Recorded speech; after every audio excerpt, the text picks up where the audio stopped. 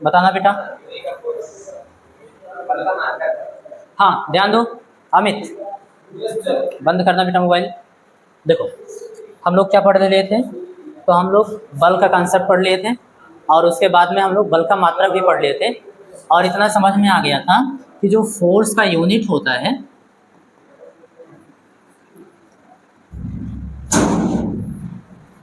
दो टाइप से हम लोग पढ़े थे। पहला तो पढ़ लेते हैं एब्सोल्यूट यानी कि निरपेक्ष, जो जी पर निर्भर नहीं करेगा, और दूसरा पढ़े थे ग्रेविटेशनल, जो जी पर निर्भर करेगा। तो अगर जी पर निर्भर नहीं करता इसका मतलब ये कांस्टेंट रहेगा हर जगह। इसका एसआई यूनिट न्यूटन और CGS unit dine. Clear.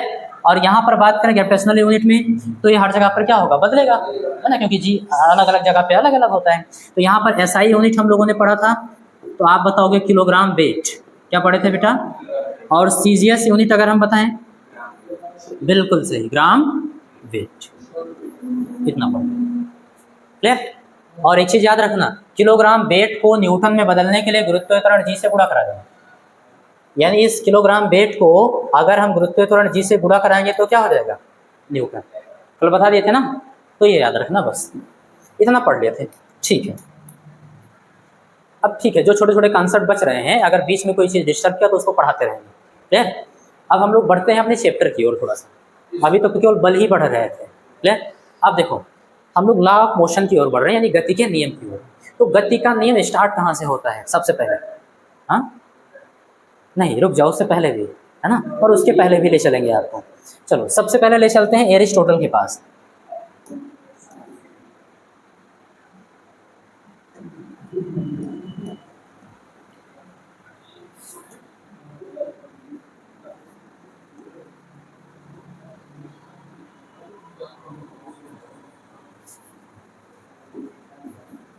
Aristotle फैल्सी means अरस्तु का तर्क दोष या अरस्तु का भ्रांति।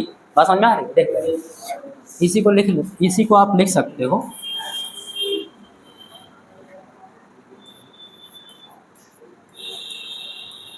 अरस्तु की भ्रांति या भ्रामकता।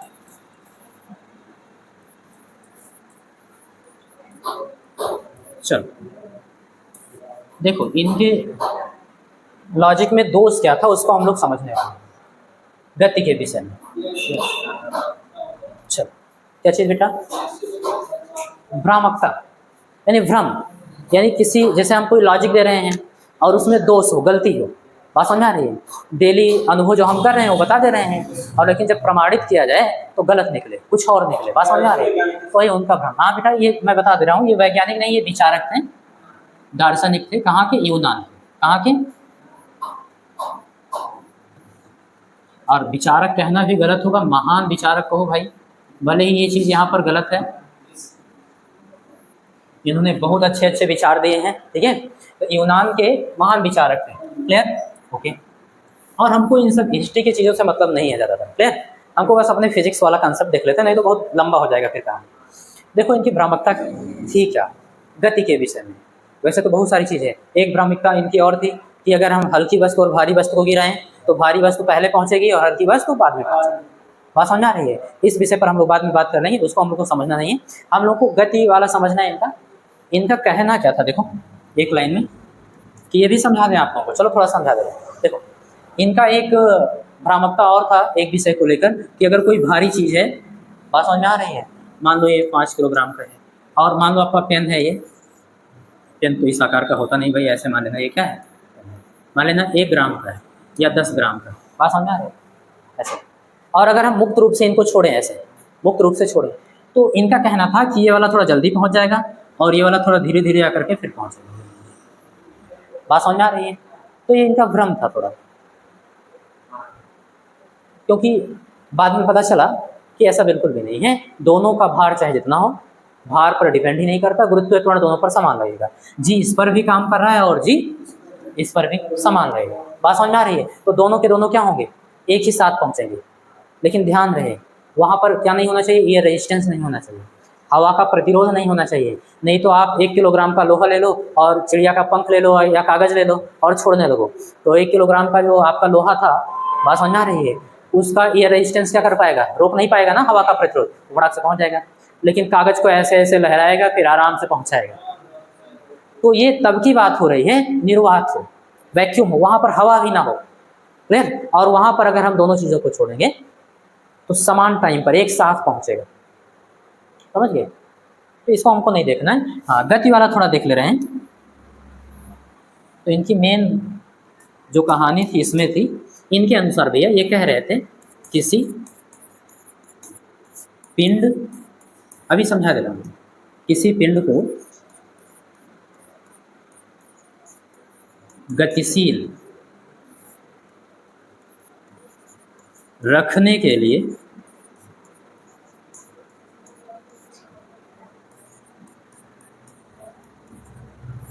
बाह्य बल आवश्यक है। बाह्य बल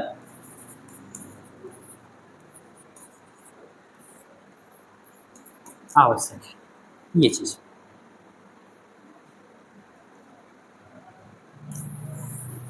चलो इधर ले आओ थोड़ा सा।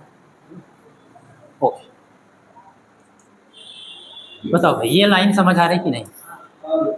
थोड़ा और बढ़िया समझा रहे हैं। इन्होंने किया क्या, जो उनका डेली का अनुभव था, जैसे हम लोग डेली देखते हैं, आप सपोज करिए आप साइकिल से आते हो और साइकिल रोड पे तब तक चलती है जब तक आपके पैरों द्वारा उस पर बल लगाया जाता है आगे बढ़ने के लिए। बात समझ रहे, पैडल जो होता है उस पर आप बल लगाते हो ना ताकि वो आगे बढ़े। अगर आप बल लगाना बंद कर देते हो तो साइकिल क्या हो जाती है, रुक जाती है। कुछ दूर चलने के बाद क्या होती है, रुक जाती है। तो इसका मतलब क्या हुआ, साइकिल को गतिशील रखने के लिए बाह्य बल की जरूरत है। क्लियर। कोई मोटर गाड़ी है, कोई वाहन है, उसको आगे बढ़ने के लिए हम लोग इंजन द्वारा उस पर बल लगाते हैं, टार्क लगाते हैं ना, अघूर लगाते हैं ताकि वो आगे बढ़े। तो जब तक लगा के रखते हैं, इंजन द्वारा बल लगा रहता है, तब तक वो आगे बढ़ता है। और जब हम लोग बंद कर देते तो गाड़ी आगे चल के थोड़ी दूर। ये भी बात समझ में आ रही हो। ऐसे बहुत सारा तर्क था इनका। इनका कहना था जब धनुष से हम लोग तीर छोड़ते हैं तो तीर इसलिए गतिशील रहता है, उसके पीछे की हवा उसको आगे बढ़ाती रहती है। ऐसे बहुत सारे अनुभव इन्होंने ये। तो उनके, अब देखो इस हिसाब से तो सही लग रहा है भैया, एकदम सही कह रहे हैं, बात समझ आ रही है। लेकिन ये भ्रमपूर्ण है, ये सही नहीं है। बात समझ आ रही है। असल में इसके बाद गैलीलियो ने एक्सपेरिमेंट किया कि भाई जो अरस्तु कह रहे हैं सही है कि नहीं है, उसको देख लिया जाए। तो हम लोग भी अभी वही मानकर चल रहे हैं कि ये ठीक है, इसको जांच कर लेते हैं एक्सपेरिमेंट पर। और गैलीलियो का एक्सपेरिमेंट देखते हैं, फिर अपने आप समझ में आ जाएगा चीज़ क्या है। अभी बताने का कोई मतलब नहीं। तो इनका मतलब समझ में आया कि नहीं? इनका तो मतलब समझ में आ गया। अगर कोई वस्तु गतिशील है तो गतिशील बनाए रखने के लिए हमें उस पर बाह्य बल की जरूरत होगी, कि हम लोग उस पर बाह्य बल लगा के रखें तभी वो गतिशील। अगर हटा लेंगे तो इनके कहने का मतलब ये था। अब चलो आगे बढ़ते हैं थोड़ा सा। अब हम लोग पढ़ लेते हैं भैया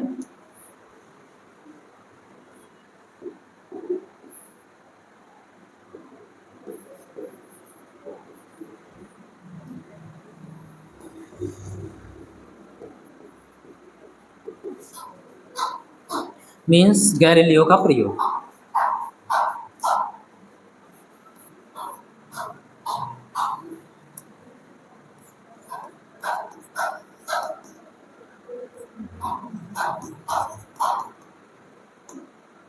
गैलीलियो सही लिखा भैया?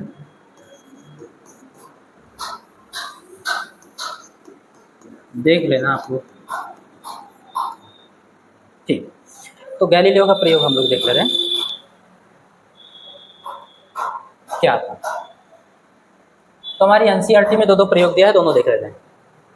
एक तो वन इंक्लाइंड प्लेन के लिए, यानी एक तिरछा या आनत तल बोलते हैं उसको, है ना। और एक टू आनत तल पे हम लोग देखेंगे, यानी दो आनत तल पे, टू इंक्लाइंड प्लेन पे। ठीक है, देख ले रहे हैं। पहला एक्सपेरिमेंट देखेंगे, बढ़िया से इसको समझेंगे, आसान है। आप लिखेंगे ऑन वन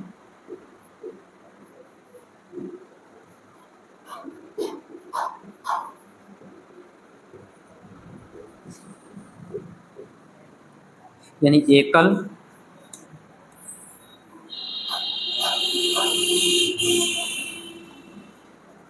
एकल आनत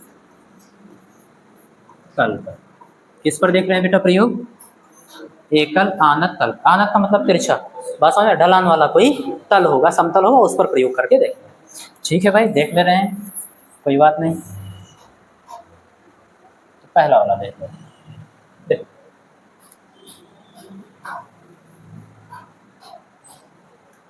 केस करके पढ़ ले रहे हैं, केस फर्स्ट सेकंड थर्ड जो उन्होंने सेटअप किया है ना। देखो एक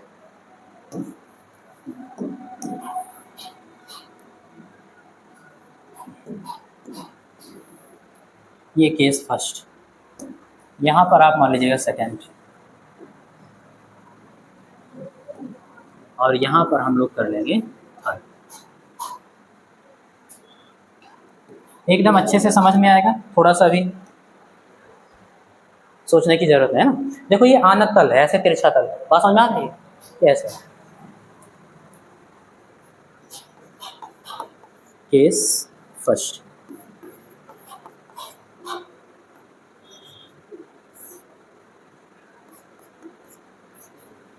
आपके पास सपोज करना कोई बॉल है, क्या बेटा, कोई बॉल, और उस बॉल को यहाँ टॉप पे यानी शीर्ष पे रख दिया गया भैया, ऐसा।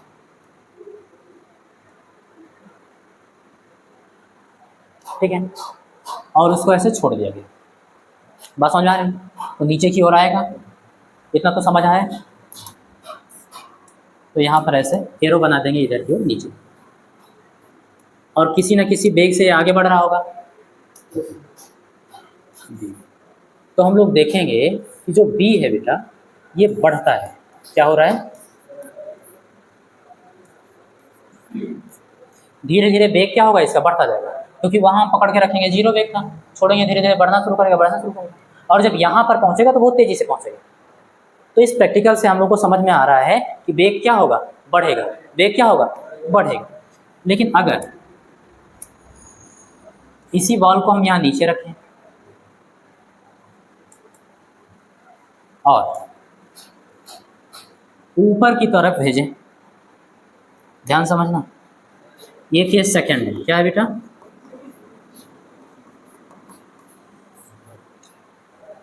इस बॉल को थोड़ा सा हम लोग प्रारंभिक वेग दे देंगे तो धीरे धीरे आगे बढ़ने लगेगा, जैसे यहाँ से ऐसे थोड़ा सा धक्का दे दिए, बढ़ने लगा। लेकिन इतना जानते हैं कि यहाँ पर वेग ज़्यादा होगा जब हम लोग धक्का देंगे, और जैसे जैसे ऊपर जाएगा इसका वेग क्या होगा, घटता जाएगा, वेग का परिमाण क्या होगा, घटता जाएगा। तो यहाँ पर ऐसे v लिख देना और बता देना कि ये क्या हो रहा है, यहाँ पर घटता है, क्या हो रहा है बेटा, घटता है। बस कंक्लूजन हम लोग को समझ लेना है, हमारे एग्जाम में लिखकर नहीं आएगा कि गैलीलियो का एक्सपेरिमेंट लिखो, बस हम लोग को समझना है। ठीक है, ओके। तो भैया अगर बॉल को हम लोग यहाँ पर ऊंचाई पर रखें और तिरछा तल है ऐसे, तो आप जान रहे हो नीचे की ओर आएगा और उसका वेग बढ़ता जाएगा, क्लियर है। और यहाँ पर जब ऊपर की तरफ बढ़ रहा है तो वेग घटता जा रहा है, क्लियर है। ये कौन सा तल था, आनत तल, कौन सा तल था बेटा, यहाँ पर हम लोग बता देंगे भैया ये जो तल है आनत तल है।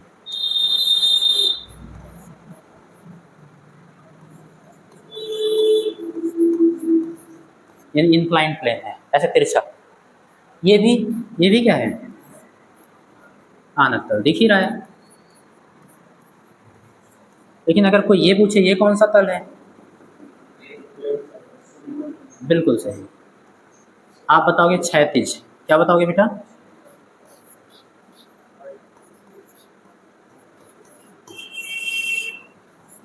क्षैतिज तल,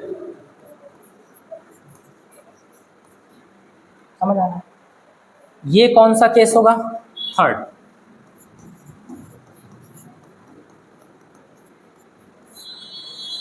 ठीक, वही बॉल ले लीजिए यहाँ पर,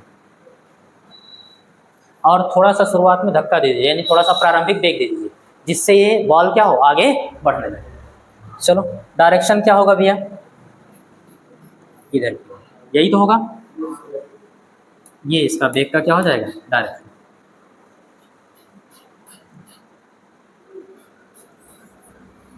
बी वेग से आगे चल रहे हैं। एक चीज बताओ, जब ये नीचे की ओर आ रहा था वेग बढ़ रहा था, जब ये ऊपर की ओर जा रहा है वेग घट रहा है, अब ये ना नीचे की तरफ जा रहा है ना ऊपर की तरफ जा रहा है, तो वेग ना तो बढ़ना चाहिए ना तो, यानी वेग क्या होना चाहिए, कांस्टेंट। वेग क्या होना चाहिए, कांस्टेंट होने का मतलब नियत, यानी एक समान। वेग एक समान होगा तो त्वरण कितना होगा? 0। अर्थात त्वरण कोई ऐसे भी पूछ ले तो बता सकते हो, अर्थात यहाँ पर जो त्वरण होगा 0 होगा, कोई त्वरण नहीं। एक चीज बताओ, त्वरण 0 होने का मतलब है वेग ना तो बढ़ेगा और ना ही, तो वेग 10 मीटर पर सेकंड है और इस डायरेक्शन में है, तो यहाँ पर देख रहे हो 10 मीटर पर सेकंड, यहाँ पर भी 10 मीटर पर सेकंड, यहाँ पर भी 10 मीटर पर सेकंड। क्या बल लगा रहे हो? आप बल लगा रहे हो बाहर से, फिर भी 10 मीटर पर सेकंड होगा नहीं होगा? यानी वेग घट ही नहीं रहा है। वेग घट ही नहीं रहा है इसका मतलब अनंत दूरी तक ऐसे चलता जाएगा, चलता जाएगा, चलता जाएगा, रुकेगा ही नहीं। लेकिन क्या आप फिर वापस आओ अपने डेली लाइफ में, क्या ऐसा कभी होता है? समतल मान लो फर्श है, उस पर आपके पास मार्बल वॉल है, वो कांच की गोली है मान लो, है ना, उसको क्या कर रहे हो आप? थोड़ा सा बल लगा के धक्का दे देते हो, प्रारंभिक वेग दे देते हो, आगे चलता है, जाता है, कुछ दूर बाद क्या हो जाता है? क्यों भाई? इस एक्सपेरिमेंट से तो पता चल रहा है नहीं होगा। तो समझ आ रहा है, पहली चीज सतह बहुत चिकनी होनी चाहिए। बात समझ आ रही है? क्योंकि आप एक्सपेरिमेंट करके देखो, खुरदुरी सतह में कम दूरी तक जाएगा, चिकना सतह करोगे और दूरी तक जाएगा, और चिकना सतह करोगे थोड़ा और दूरी तक जाएगा। इसका मतलब है आप कल्पना करो कि एकदम चिकना सतह है, थोड़ा सा भी खुरदुरा नहीं है, रुक्ष नहीं है, तो अनंत दूरी तक जाएगा नहीं जाएगा? चलता जाएगा, चलता जाएगा। दूसरा चीज, हवा का प्रतिरोध ना हो। जैसे कांच की गोली मान लो हल्की है, तो एक तो उससे घर्षण रोक रहा है। घर्षण का मतलब पहले दिन बताए, दो ठोस पदार्थों के संपर्क सतहों के बीच जब सापेक्ष गति होती है, बात समझ में आ रही है, तो वहाँ एक बल काम करता है जिसको हम बोलते हैं घर्षण बल। डायरेक्शन क्या होती है? सापेक्ष गति के विपरीत दिशा में, जिस डायरेक्शन में बॉल आगे बढ़ रही है उसके विपरीत दिशा में बल लग रहा होगा। बात समझ में आ रही है? तो रोक रहा है उसको, इसलिए रुक जाता है। इसलिए नहीं रुकता कि हम बल लगाना बंद कर देते हैं। समझने वाली बात है। इस एक्सपेरिमेंट से यही पता चल रहा है कि जो बॉल है या कोई वस्तु है वो इसलिए नहीं रुक रहा है कि हम बल लगाना बंद कर दिए इसलिए रुक गया। जैसे साइकिल है आपकी, आप बल लगाना बंद कर दिए पैडल पे तो इसलिए रुक गया, नहीं। एक तो हवा का प्रतिरोध है, हवा रोक रहा है कुछ। आप बैठे हो, साइकिल बैठी, तो हवा का प्रतिरोध होगा ना, रोक रहा होगा। दूसरी चीज, हवा का प्रतिरोध तो बहुत कम है। दूसरी चीज घर्षण, जो आपका साइकिल का पहिया यानी टायर और सड़क के बीच में सापेक्ष गति हो रही है। क्लियर? तो जब साइकिल आगे बढ़ रही है तो सड़क क्या कर रहा है? उसके संपर्क सतहों पर विपरीत दिशा में बल लगा रहा है, उसको रोकने का प्रयास कर रहा है। सड़क इसीलिए खुरदुरी भी रखी जाती है, ब्रेक वगैरह आपका काम करे। बात समझ में आ रही है? नहीं तो दिक्कत हो जाएगी। आप सोचिए, आप कल्पना करिए, बर्फ जितना चिकना है, कोई सतह है, सड़क है, बर्फ जितना चिकना है। अब आप साइकिल में पैडल पे बल लगाना बंद कर दो, क्या रुक जाएगा उतनी ही दूर पर जितनी दूर पर सड़क पर रुक जाता था? नहीं, अब बहुत दूर तक जाएगा। अगर समतल है तो बहुत दूर तक जाएगा। क्लियर? अगर थोड़ा सा ऐसे है तो धीरे धीरे रुकेगा ना, क्योंकि कम होता जाएगा। ये इस वाले में वेग घटता जाएगा। तो इतना क्लियर समझ आ रहा है इस एक्सपेरिमेंट से कि भैया किसी भी वस्तु को या पिंड को गतिशील रखने के लिए बाह्य बल की आवश्यकता नहीं है। बाह्य बल की आवश्यकता है ही नहीं, बस उसको बाहर से कोई रोके ना। बात समझ आ रही है? इसलिए बात समझ आ गई। तो ये डिटेल, ये तो पहला एक्सपेरिमेंट था। एक एक्सपेरिमेंट उन्होंने और किया है ना, 2 इंक्लाइंड सरफेस लिया, 2 आनत सतह लिया। बात समझ में आ रही है? उसको भी देख लेते हैं। हाँ, ये कब की स्थिति बेटा? आइडियल स्थिति। ऐसा वास्तव में होता नहीं है, हम लोग मान रहे हैं कि ये जो सतह है, हाँ हम लोग मान ले रहे हैं बेटा कि ये जो सतह है वो रुक्ष नहीं है। क्या है बेटा? रुक्ष नहीं है। रुक्ष का मतलब समझ आ रहा है? रुक्ष नहीं होने का मतलब खुरदुरा नहीं है, चिकना है। बात समझ में आ रही है? ब्रैकेट में लिख सकते हो इसको, रुक्ष नहीं है का मतलब चिकना है। क्या है बेटा? ये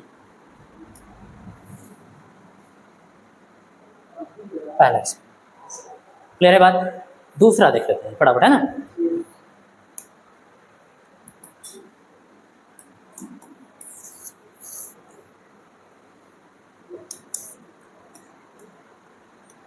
यहाँ पर लिखेंगे ऑन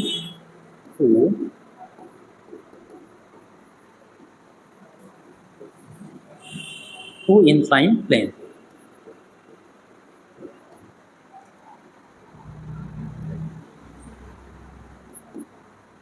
मीन्स 2 आनत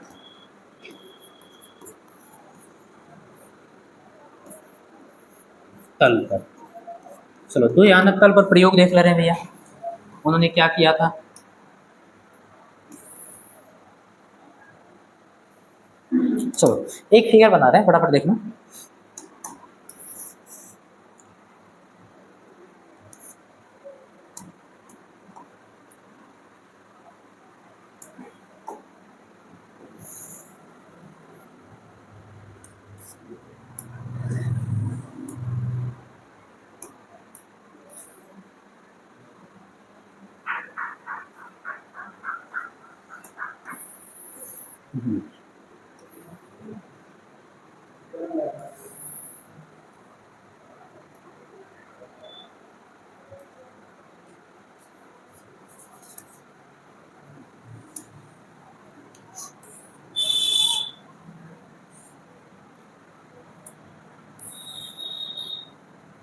चलो 3 कंडीशन ले लेते हैं बेटा, इसको बोल दे रहे हैं हम लोग केस फर्स्ट है। क्या है बेटा ये, तो बस फिगर बना लो, फिगर से भी तो समझ आ जाएगा। फर्स्ट फिगर, सेकंड फिगर और ये थर्ड, एक एक को बढ़िया समझा रहे हैं। अब यहाँ पर समझना कि दो दो सतह है तिरछा, क्लियर है। रुक जाओ, चलो इतना समझ आ जाएगा, नहीं समझ आएगा तो बताना। देखो ये दो दो सतह है तिरछा, क्लियर। यहाँ मैंने कॉर्नर बना दिया है, थोड़ा सा ऐसे करके रखना, ठीक है, ऐसे सब में होगा। ओके, पहले कंडीशन में देखो, अभी दूसरे तीसरे को छोड़ दो। पहला कंडीशन इस तरीके से है, बीच में समतल सतह है और दोनों ओर क्या है, तिरछा सतह, क्लियर है।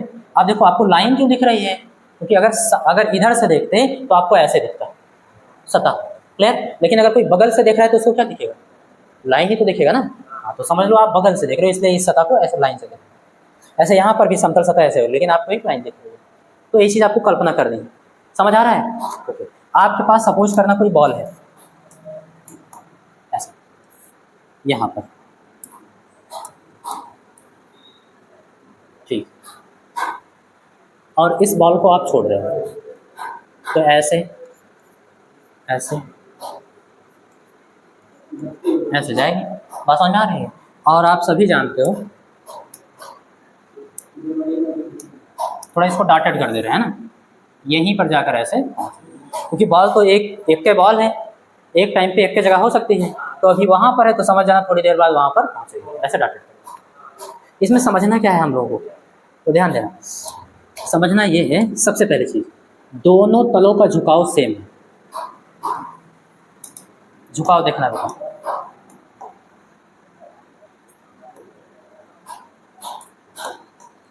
ये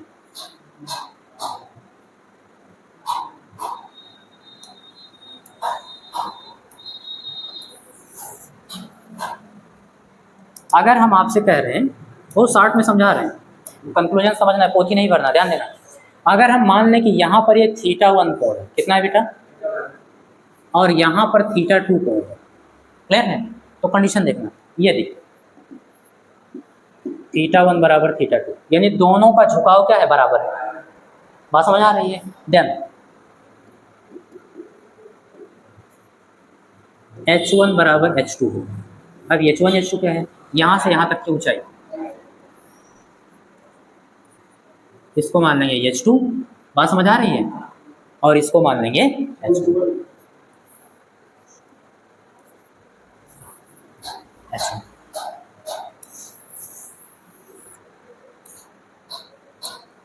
बताओ, ये बात समझ आ रही है कैसे, ये आइडियल स्थिति, हालांकि ये लगभग बराबर होगा। क्या होगा बेटा, H1 बराबर H2, क्योंकि पूर्णतया चिकना सतह तो होगा नहीं, कुछ ना कुछ तो खुरदरा होगा ही। तो अगर हम प्रैक्टिकली प्रयोग करके देखेंगे तो H1 के ही बराबर H2 होगा लगभग, यानी यहाँ से बॉल छोड़ेंगे, अगर दोनों का झुकाव तल क्या है, समान है, क्लियर है ना, तो यहाँ से ये बॉल जाएगा और लगभग प्रयास करेगा कि उतनी ऊंचाई तक ही पहुँचे, क्लियर, ये प्रैक्टिकली होता है, ठीक है। लेकिन अगर एकदम चिकना होगा तो बराबर हो जाएगा, वो आदर्श स्थिति होगी, और आदर्श स्थिति होती नहीं है, कभी कुछ ना कुछ रह जाता है। तो हम लोग मान कर चल रहे हैं, ये अपने मन में याद रखना कि ये सब तल क्या है, चिकने तल हैं, ठीक है, रुक्ष नहीं है, ठीक है। सेकंड वाला देखते हैं थोड़ा सा, इसमें क्या है भैया,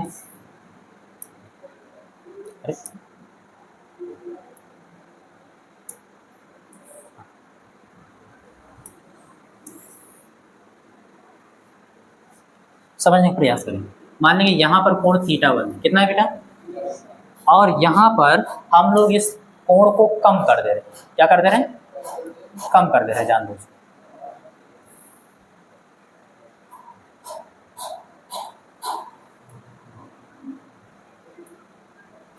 बताओ भाई, दिख रहा है कि कम हुआ है ना। इसको मान ले रहे हैं θ2, कितना है,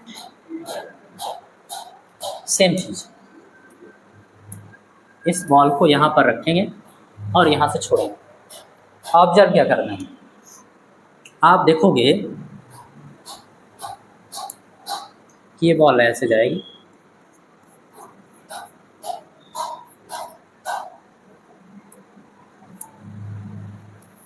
और लगभग फिर उतनी ही ऊंचाई प्राप्त करने का प्रयास करेगी। अगर हम कहें कि यहाँ तक की ऊंचाई कितनी है बेटा, h1, कितना है, h1, समझना। और यहाँ तक की ऊंचाई भी कितनी है, h2, h2 मान लो, आराम से समझिए, ठीक है। तो यहाँ पे क्या मिल रहा है हम लोगों को, यहाँ पे क्या देखने लायक है, क्या समझने लायक है, उसको लिखेंगे।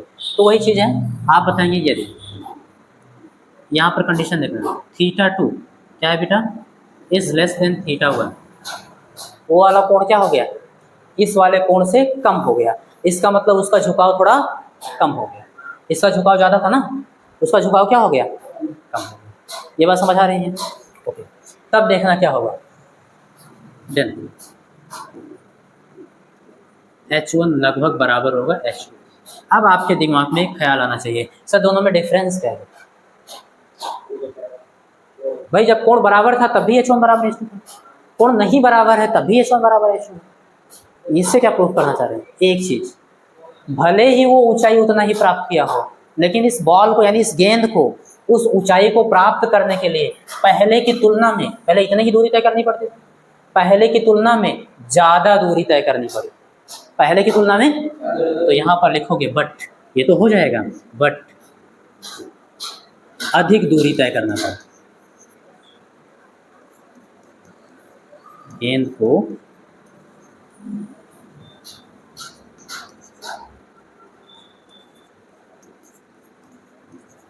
तय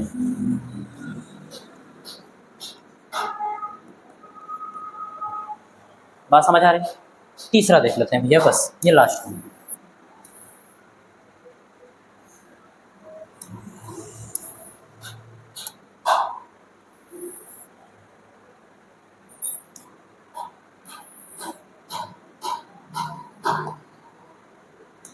यहाँ पर हम मान ले रहे हैं कि कोण जो है बेटा वो θ1 है, कितना है, θ1 है। और यहाँ पर कोण हम लोग मान ले रहे हैं θ2, क्या मानोगे, ये लो कोण,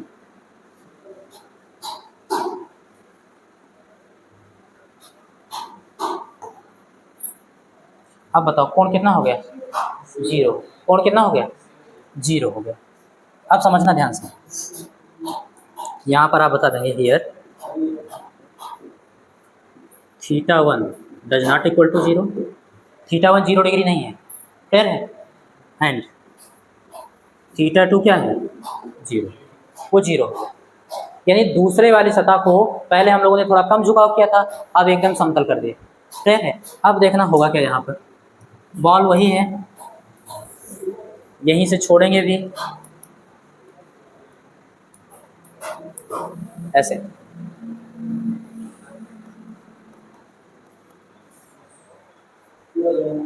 बात समझ आ रही है। सबसे पहले चीज, ये बॉल क्या प्राप्त करना चाहेगी, जिस ऊंचाई से आई थी वह ऊंचाई प्राप्त करने का प्रयास करेगी। अब बताओ ये ऊंचाई उसको कहाँ मिलेगी, कहाँ मिलेगी, कभी मिलेगी, इसका मतलब वो अनंत तक ऐसे चलती जाएगी, क्योंकि उसको तो ऊंचाई बराबर चाहिए ना, h1 बराबर h2 चाहिए, मिलेगी नहीं, आप करने का प्रयास करेगी। तो यहाँ पर तो भैया आप बताओगे h1 होगा, क्लियर, और ना अनंत तक ऐसे चलती जाएगी। हाँ, बस क्या होना चाहिए, बस क्या होना चाहिए, जो पृष्ठ है बेटा ये घर्षण रहित होना चाहिए। क्या होना चाहिए, हाँ, यानी कि रुच नहीं होना चाहिए, एकदम चिकना सही। अगर ऐसा है तो ये आइडियल कंडीशन होगी। अगर आइडियल कंडीशन है तो आप बताओगे अस्पष्ट है, अस्पष्ट है गेंद अनंत दूरी तक चलती जाएगी। प्रैक्टिकल से बात समझ आ रही है? गेंद क्या होगा? अनंत दूरी तक। ऐसा क्यों?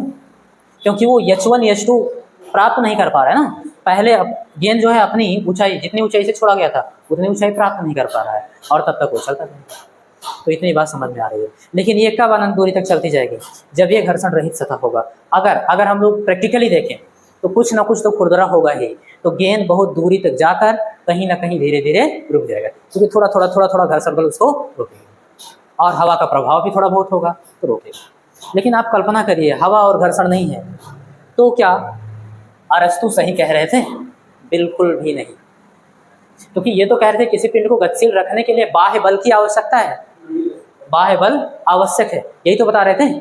लेकिन हम लोग देख पा रहे हैं कि किसी वस्तु को गतिशील रहने के लिए किसी बल की जरूरत नहीं है, किसी बाह्य बल की जरूरत नहीं है। अगर घर्षण रहित सतह है तो अनंत तक चलती जाएगी, बल्कि उसे रोकने के लिए बाह्य बल की जरूरत है। अब यहीं से जो आप कह रहे हो न्यूटन से स्टार्ट होता है गति विषय, है ना, नियम। पहला नियम तो यही गैलीलियो ने ही बता दिया। बताओ भैया, ये वस्तु गतिमान है तो ये तब तक गतिमान रहेगी जब तक कि इस पर बाहर से कोई बल नहीं लगाया जाएगा। प्रयोग बता रहा है, मैं थोड़ा बता रहा हूँ। देखो क्लियर है कि नहीं है? अगर ये बॉल चल रही है तो तब तक चलती जाएगी, कब तक? अनंत दूरी तक। रुकेगी नहीं। रुकेगी कब? जब बाहर से बल लगाएंगे। पता तो चल गया। और अगर कोई वस्तु रुकी हुई है तो अपने आप से चलेगी नहीं जब तक कि उस पर बाह्य बल नहीं लगाया जाएगा। ये तो प्रथम नियम था, है ना। थोड़ा डिटेल में पढ़ लेंगे। बताओ यहाँ तक बात क्लियर हुई? कोई डाउट तो नहीं है? तो हम लोगों ने क्या सीख लिया भैया? अरस्तु की भ्रामकता देखा कि उन्होंने अपने विचार से कैसे भ्रमपूर्ण विचार उन्होंने प्रदर्शित किए, है ना, लोगों के सामने। कोई बात नहीं, विचार प्रस्तुत करना अलग बात है, पहली बार प्रस्तुत करना अलग बात है। तुमने पहली बार इसके बारे में सोचा, इसलिए इनकी तारीफ करनी होगी, है ना। तो गति के विषय में अपने दैनिक अनुभवों के मैंने सोचा। उसके बाद गैलीलियो का एक प्रयोग ये देखा, इसमें भी पता चला कि अनंत तक चलती जाएगी, है ना, कोई बल नहीं लगेगा तब भी। इतनी चीज़ क्लियर होगी। अब हम लोग बेसिक कंसेप्ट स्टार्ट करते हैं। सबसे पहले स्टार्ट करें इनर्शिया। इनर्शिया जड़त्व क्या होता है ना। ओके, चलो देख लेते हैं। जहाँ नहीं समझ में आएगा आप लोग पूछना। ये सब तो प्रयोग था, वो तो समझ में ही आया गया, है ना। यहाँ से जो चीज़ नहीं समझ में आएगा वो पूछना। तो आप हेडिंग बनाएंगे अब, मीन्स जड़त्व क्या होता है। जड़त्व क्या होता है? देखो पहले मैं आपको समझा रहा हूँ, आपके दैनिक जीवन से एग्जाम्पल लेकर समझा रहा हूँ। देखो आप लोग कहीं जाते होंगे तो जो बूढ़े बुजुर्ग लोग होते हैं, अगर उन्होंने आपसे कोई काम कहा और आपने उल्टा सीधा कह दिया, कर दिया, सही से नहीं किया उनके अनुसार, तो बोलते हैं कि आप जड़ बुद्धि हैं। कहीं ना कहीं आप लोगों ने सुना होगा कि भैया वो तो एकदम जड़ बुद्धि है, मतलब जो भी हम कह रहे हैं कर ही नहीं पा रहा है, अपने अनुसार उल्टा सीधा कर दे रहा है, सही से नहीं कर पा रहा है। जड़ बुद्धि क्यों कह रहा है? जड़ का मतलब है स्थिरता से। कहाँ से बेटा? मीन्स जड़ता, मीन्स नॉन वेरिएबल, अपरिवर्ती।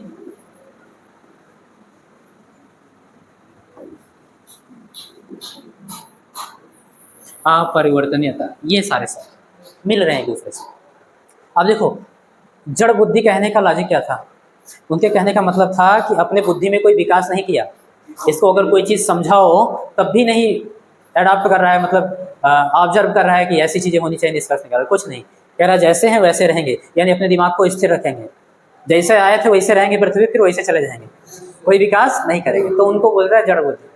बात समझ आ रही है? तो जड़ का मतलब स्थिरता से। जैसे पेड़ के जहाँ से वो उगता है उसको हम लोग जड़ बोलते हैं, मूल को क्या बोलते हैं? जड़ बोलते हैं, क्योंकि वो स्थिर है, चल नहीं सकता, हम लोग जानते हैं। तो जड़त्व का मतलब भी यहीं से है, जड़ से। कोई वस्तु स्थिर रहना चाहता है, अपनी अवस्था में क्या रहना चाहता है? स्थिर रहना चाहता है। अब वो अवस्था गति की अवस्था भी हो सकती है और विराम की अवस्था भी हो सकती है। अगर वो विराम अवस्था में है तो उसमें स्थिर रहना चाहता है, यानी हम रुके रहेंगे। और अगर कोई गति की अवस्था में है तो वो उसमें स्थिरता बनाए रखना चाहता है, यानी हम गतिमान ही रहेंगे। बात समझ आ रही है? और अगर आप प्रयास करते हो कि नहीं आप विरामावस्था में हम आपको धक्का देकर गति की अवस्था में करेंगे, तो वो क्या चाह रहा है? वो चाह रहा है हम स्थिर रहेंगे। आप क्या चाह रहे हो? हम गतिमान करेंगे। इसका मतलब क्या है? वो आपका विरोध कर रहा है, अपनी स्थिति में होने वाले परिवर्तन का क्या कर रहा है? विरोध कर रहा है। और कोई वस्तु गतिशील है उसको आप रोकना चाहते हो, लेकिन वो क्या चाहता है? अपने गति की स्थिति में स्थिरता चाहता है, यानी बना रहना चाहता है। बात समझ आ रही है? तो गतिमान रहना चाहता है, तो वो फिर क्या कर रहा है? आपका विरोध कर रहा है। समझ गए? इसका मतलब जड़त्व तो है क्या? पदार्थ का गुण है, प्रॉपर्टी है। समझ आ रही है? कोई पूछे कौन सा? वो तो विरोधी गुण है। करता क्या है? अपनी स्थिति में होने वाले परिवर्तन का विरोध करता ना। बात समझ में आई? तो हम एक लाइन में इसकी परिभाषा लिखेंगे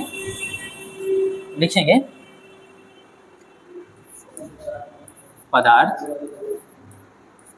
का वह गुण, कौन सा गुण? जो अपनी गत्यावस्था मीन्स गति की अवस्था, बात समझ आ रही है, या विरामावस्था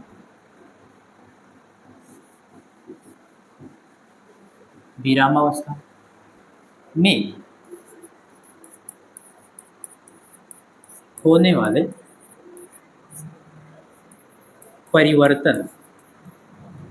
वाले परिवर्तन का विरोध करता है। क्या करता है बेटा? ये इंपॉर्टेंट चीज है, थोड़ा ध्यान रखना। कोई पूछे जड़त्व तो क्या है? बताएंगे गुण है। पदार्थ का क्या है बेटा? गुण है। कौन सा गुण है? जो अपनी गत्यावस्था या विरामावस्था में होने वाले परिवर्तन का विरोध। याद रखना, परिवर्तन का विरोध किसमें? अपनी स्थिति में। वो स्थिति गति की भी हो सकती है और विराम की भी। बात समझ आ रही? हाँ, उसमें होने वाले किसी भी परिवर्तन का क्या करेगा? विरोध। थोड़ा एक एग्जाम्पल लेते हैं और समझते हैं बढ़िया से। क्या चीज बेटा? गत्यावस्था मतलब गति की अवस्था। अगर दिक्कत है तो कोई बात नहीं है, मैं ऐसे लिख दे रहा हूँ, बस आपको समझ आना चाहिए, शब्द के माया जाल में नहीं फंसना। गति की अवस्था, हाँ कि टेक्निकल शब्द है, ऐसा कुछ सोच के नहीं पढ़ना कि हमको कम समझ आ रहा है। गति की अवस्था या फिर विरामावस्था, इतना तो समझ ही जाओगे 11th में हो ना, विराम। हाँ हाँ, कहाँ मिलेगा? बस चलो, यहाँ तक बात समझ में आ गई। एक चीज समझते हैं, मान लीजिए ये हमारे पास एक ये मार्कर है। बात समझ में आ रही? अभी क्या है? विराम अवस्था में। क्या है? विराम अवस्था में। इसको हम एक उंगली से थोड़ा सा बल लगाएंगे। बात समझ में? पहले बहुत कम बल लगाएंगे तो ये नहीं चलेगा, ये विराम में रहने का प्रयत्न करेगा, क्योंकि हमारा विरोध कर रहा है ना। किसका विरोध कर रहा है? हम गति की अवस्था में करना चाह रहे हैं और वो विराम की अवस्था में बना रहना चाह रहा है। इसका मतलब हमारा विरोध कर रहे हैं। लेकिन जब ज़्यादा बल लगा देंगे तब वो चलने लगेगा, यानी बहुत ज़्यादा तो विरोध कर नहीं पाएगा। विरोध की एक सीमा होगी, नहीं तो अगर ऐसे होता तो अगर गाड़ी खड़ी कर दिया तो फिर चलता ही नहीं। बात समझ में आ रही है? तो आगे हम लोग समझेंगे कि विरोध की एक सीमा होगी, उस सीमा तक वो विरोध करेगा, लड़ेगा, उसके बाद कह देगा अब ले जाओ भैया, है ना। लेकिन अगर यहीं पे एक ग्लास स्लैब रख दें, इसका जो द्रव्यमान है वो इससे ज़्यादा है, मार्कर बहुत हल्का है ना, ग्लास स्लैब क्या है? थोड़ा सा भारी है। अब इस पर उतना ही बल लगा रहे हैं तो नहीं चल रहा, और ज़्यादा लगा रहे हैं नहीं चल रहा, थोड़ा और ज़्यादा लगाएंगे तब थोड़ा थोड़ा चलने लगेगा, है ना, ऐसे चलने लगेगा। क्लियर? ये चिकना है तो थोड़ा सा ही चिपक भी जाता है, इसमें थोड़ा और बल लगाएंगे चलने लगेगा। मान लो यहीं पर एक 10 किलोग्राम का पत्थर रखा होता, बात समझ में आ रही है? अब फिर उतना ही बल लगा के क्या आगे बढ़ा पाते? नहीं ना। मान लो कोई कार खड़ी है, उसको एक उंगली से बल लगा के आगे ढकेल पाओगे? नहीं कर पा रहे हैं। क्या मतलब समझो? ना ना ना, इसमें कुछ रिलेशन दिखाना है आपको, दिखाना है रिलेशन इनर्शिया का द्रव्यमान से। बहुत हल्का था, बात समझ में आ रही है? यानी द्रव्यमान कम था तो विरोध कम कर रहा था, यानी इसका इनर्शिया कम था। जड़त्व तो क्या था? थोड़ा सा भारी हुआ, जड़त्व तो ज़्यादा हो गया, और भारी हुआ और जड़त्व हुआ, यानी द्रव्यमान बढ़ता जाएगा तो जड़त्व भी बढ़ता जाएगा। कोई बहुत भारी संरचना रखी है, उसको हमको हटाने के लिए यानी गति की अवस्था में लाने के लिए बहुत बल लगाना होगा। बात समझ में आई? क्योंकि वो बहुत ज़्यादा विरोध करेगा। तो कह सकते हो कि जड़त्व है क्या? कुल मिला के जो जड़त्व है बेटा, वो द्रव्यमान का माप है। किसका माप है और किस प्रकार से माप है बताओ? तो उसके समानुपाती है। कैसा बेटा? और समानुपाती व्युत्क्रमानुपाती आपसे बेहतर कौन जानता है? आपको बढ़िया से पढ़ाया गया है। निर्भर करेगा। प्रोपोर्शनल का मतलब निर्भर कर रहा है। जड़त्व क्या कर रहा है? द्रव्यमान पर निर्भर कर रहा है। कैसे निर्भर कर रहा है? डायरेक्ट निर्भर कर रहा है। यानी द्रव्यमान बढ़ेगा, जड़त्व बढ़ जाएगा उस पदार्थ का। द्रव्यमान कम रहेगा तो जड़त्व। बात समझ आ रही है? तो ये चीज़ याद रखना है। अब देखो जड़त्व कितने प्रकार का होता है ये भी समझ लेते हैं फटाफट, ठीक है? और एग्जाम्पल भी देख लेते हैं। देखो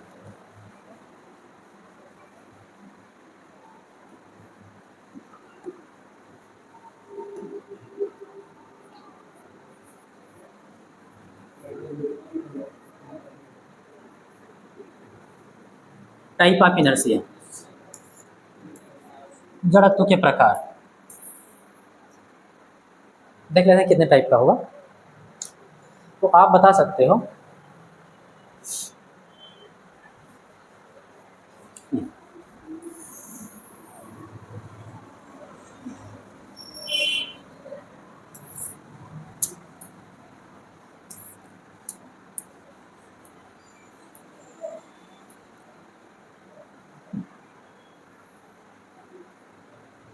एक, तो इसको हम लोग बांट सकते हैं बेटा, इनर्शिया ऑफ रेस्ट।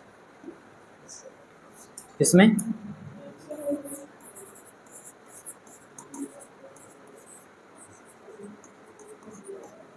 यानी विराम का जड़त्व। क्या बेटा? विराम का जड़त्व। दूसरा, बहुत आराम से समझना, सब आसान है। दूसरा अगर कोई पूछे तो बोल देंगे इनर्शिया ऑफ मोशन, मीन्स बिल्कुल सही, गति का जड़त्व। ओके। तीसरा कोई पूछे क्या है भैया तो बता देंगे इनर्शिया ऑफ डायरेक्शन।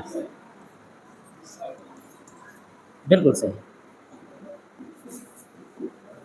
दिशा का जड़त्व। तो कुल मिला के हम लोगों ने कितने भागों में बांट लिया? First, second, third. देखो बेटा मुख्य रूप से यही है, मुख्य रूप से तो यही दोनों है, इनर्शिया ऑफ रेस्ट और इनर्शिया ऑफ मोशन। बात समझ में आ रही है?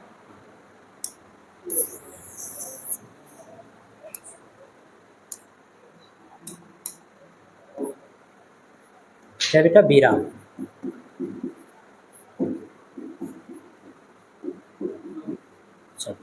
थोड़ा थोड़ा समझाते चलते हैं। विराम के जड़त्व का मतलब तो आप बता देंगे विराम अवस्था में परिवर्तन का विरोध। किसका बेटा? परिवर्तन का। ज़्यादा पोथी भरने की जरूरत नहीं है, इंपॉर्टेंट शब्द हम लोग समझ ले रहे हैं, है ना? हाँ। अगर कोई पूछे विराम का जड़त्व क्या होता है, बोल देंगे किसी पदार्थ का हुआ गुण जो उसके विराम अवस्था में होने वाले परिवर्तन का विरोध करता है। बस ये मेन शब्द है, इसको याद रखें। कोई पूछ रहा है गति का जड़त्व क्या होता है, हम बता देंगे गति अवस्था में होने वाले परिवर्तन का विरोध, मीन्स गति की अवस्था, गति की अवस्था में परिवर्तन का विरोध, उसको क्या बोल देंगे? गति का जड़त्व। कोई पूछ रहे दिशा का जड़त्व क्या होता है, दिशा में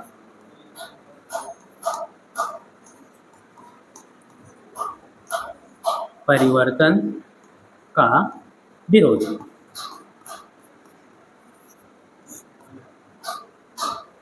दिशा में परिवर्तन। अब कोई भी चीज़ ऐसे तो समझ आएगी नहीं, है ना, कि लिख लिया जाए बस समझ आ गया। उसका 2-2, 3-3, 4-4 एग्जाम्पल होना चाहिए तब समझ आएगा ना। बहुत अच्छे तरीके से समझ ले रहे हैं हम लोग कि भैया ये जड़त्व कितने प्रकार का होता है, कौन कौन सा कहाँ कहाँ होता है ना, सारी चीज़ें हम लोग समझ। जैसे सबसे पहले समझेंगे विराम का जड़त्व और इसका एग्जाम्पल समझते हैं। बहुत ध्यान समझना। मान लीजिए आप अपने दोस्त के बाइक पे बैठ गए। शुरुआत में बाइक क्या है, रुकी हुई है, बात समझ आ रही है। आपका दोस्त समझ लो कि शुरुआती दौर में बाइक चला रहा है, स्टार्ट किया, गियर लगाया, क्लच छोड़ दिया अब कोई भी चला रहा है, बात समझ आ रही है, स्टार्ट किया, गियर लगाया और क्लच धीरे धीरे छोड़ने के बजाय झटके से छोड़ दिया। अब बाइक क्या होगा, आगे।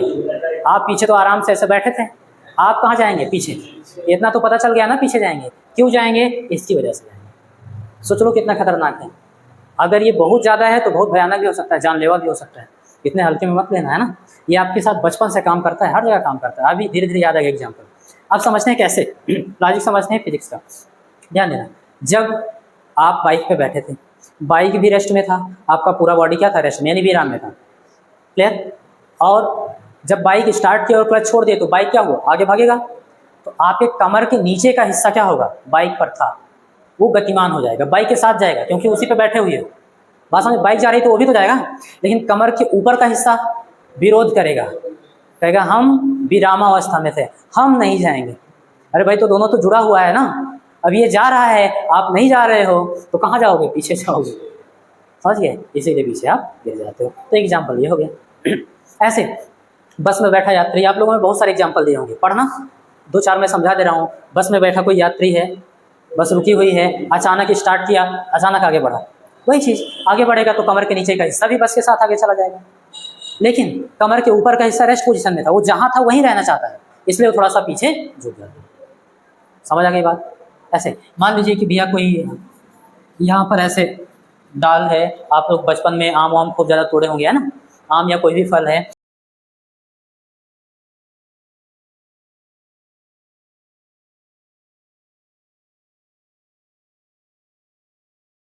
तो इतना बात समझना कि मान लो ये कोई डाल है और यहाँ पर कोई फल लगा है, ठीक है। आप डाल को क्या करते हो, तेजी से हिलाते हो। तेजी से हिलाओगे तो डाल को तो आपने पकड़ लिया, अब जैसा आप आदेश करोगे वैसा करेगा। आप अपनी ओर खींचोगे तो अपनी ओर आएगा, उधर की तरफ ले जाओगे तो उधर। लेकिन आम तो स्वतंत्र है ना, जो फल लगा है वो क्या होगा, पहले रेस्ट पोजीशन में था। किसमें था, रेस्ट पोजीशन में। ऐसे मान लो ये आम है, तो डाल को आपने इधर की ओर खींचा तो आम उधर ही रहना चाह रहा है। क्लियर है। और अब उसी में जुड़ा हुआ है तो धीरे धीरे तो आएगा ही, लेकिन रहना चाह रहा है उधर ही। और जब तक कोई इधर आएगा तब तक आप उधर की तरफ ढकेल देते हो, है ना, धकेल बल लगाते हो। तो जब उधर की तरफ ले जाओगे तो आम फिर इधर रहना चाहेगा, लेकिन फिर धीरे धीरे जाएगा। तो इन दोनों के चक्कर में क्या होता है, यहाँ से ऐसे। क्लियर है। ऐसे बहुत सारे एग्जाम्पल है आपके पास कि कोई कांच की खिड़की है, अगर उस पर बंदूक रख के हम लोग फायर करें तो गोली क्या होगा, उसमें एक छोटा सा छिद्र बना के निकल जाएगा उसका। लेकिन अगर हम पत्थर फेंक के मारें तो पूरा का पूरा ग्लास क्या होगा, चटक जाएगा। ऐसा क्या है भाई उसमें, तो ऐसा इसलिए होता है क्योंकि मान लो कांच की खिड़की है और अगर इस पर हम लोग बंदूक से फायर करेंगे तो गोली निकलेगी, तो इसके जो संपर्क में आएगी गोली वो छड़िक आएगी, बहुत कम टाइम के लिए आएगी।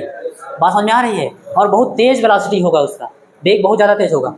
तो जिस हिस्से पर पड़ेगा, बात समझ में आ रही है, उस हिस्से को यहाँ से लेकर उड़ जाएगा और बगल वाले जो सारे कांच हैं वो विरामावस्था में रहेंगे, है ना, वो जान भी नहीं पाएंगे कब ले गया।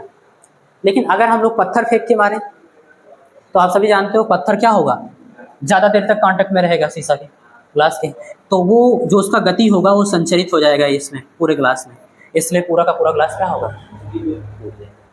तो ये सारे ऐसे थे भैया विराम के जड़त्व। मुझे लगता है एग्जाम्पल समझ आ रहा होगा। बहुत सारे एग्जाम्पल दिए, आप पढ़ना, जो नहीं समझ में आएगा पूछना। छोटे क्लास में एक ग्लास लो, उसके ऊपर कोई चिकना गत्ता रखना, उस पर सिक्का रखना, गत्ते को तेजी से खींच लो, सिक्का उसी में गिर जाएगा, क्योंकि गत्ता गतिमान कर दिए, सिक्का तो विरामावस्था में रहना चाहता है ना। ये सारी चीज़ ऐसे पढ़ना। अब आ जाते हैं गति का जड़त्व। किस पे आ जा रहे हैं, गति का जड़त्व। देखो कितना खतरनाक होता है। वही पहला एग्जाम्पल ले लो, मान लो आपका दोस्त है, अभी बाइक चलाना सीख रहा है, आप उसके पीछे बैठे हो, तेजी से जा रहा था, कहीं सामने कुछ आ गया और तेजी से ब्रेक लगाएगा। अब तेजी से ब्रेक लगाएगा तो आप उसके ऊपर चढ़ जाओगे, है ना, या आगे जाकर भी गिर सकते हो। क्लियर लॉजिक, तुरंत इनर्शिया ऑफ मोशन।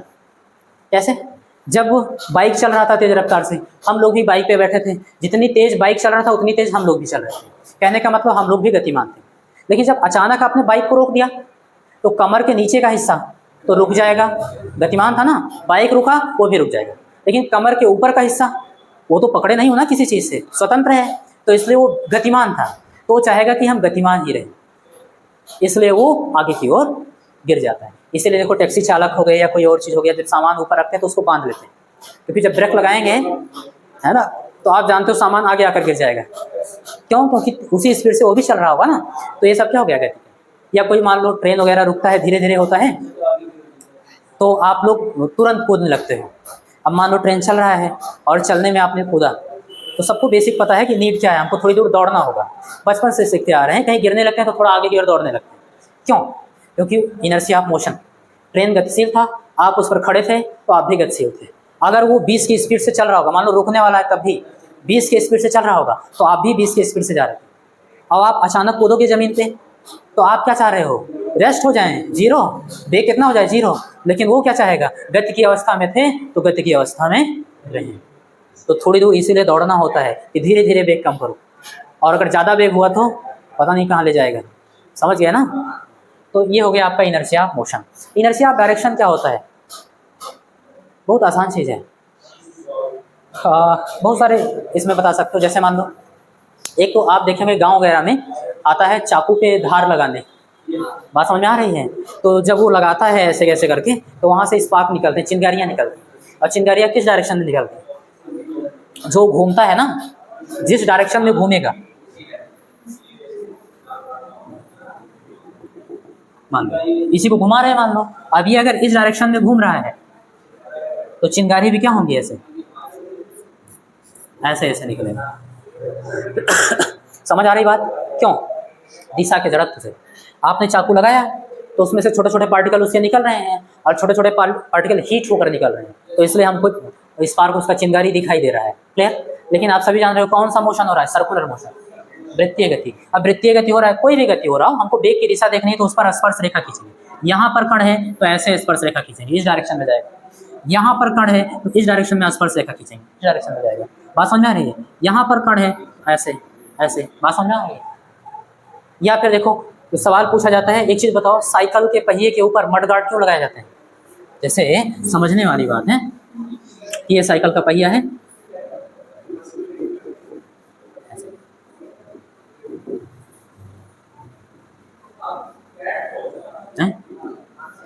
सही बना है?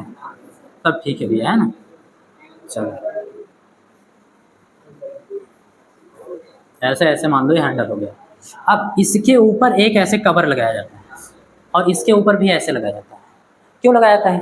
वो इसलिए ताकि हम अगर कहीं कीचड़ वगैरह में जाएंगे तो यहीं पर तो बैठ के चला रहे होंगे साइकिल। बात समझ में आ रही है? ऐसे,